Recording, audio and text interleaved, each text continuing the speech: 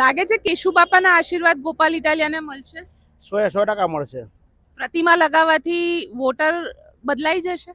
Water તો બદલાઈ જાય ને બેન. આમાં તમે આમ જોવો તો આટલા વર્ષ થયા કેશુ બાપા ગુજરાતની અંદર ભાજપ લાવ્યા અને ગુજરાતને ગુંજ તો કર્યું હોય તો કેશુ બાપા કર્યું. અત્યાર સુધી કેશુ બાપા કોઈને યાદ આવ્યા? ગોપાલભાઈ યાદ તો કર્યા ને.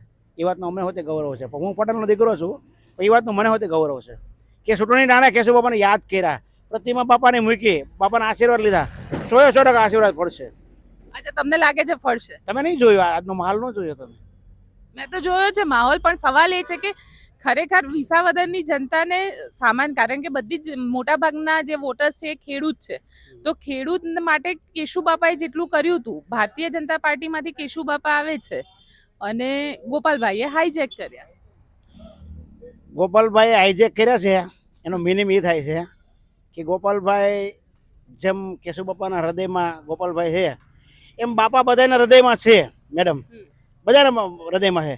કેશુ બાપાએ જ્યારે ટ્રેક્ટરને ગાડું બનાવ્યું, એ કોણે બનાવ્યું? કેશુ બાપાએ બનાવ્યું ને. તો આ ખેડૂતોનું આંદોલન શું કામ કરવા પડે?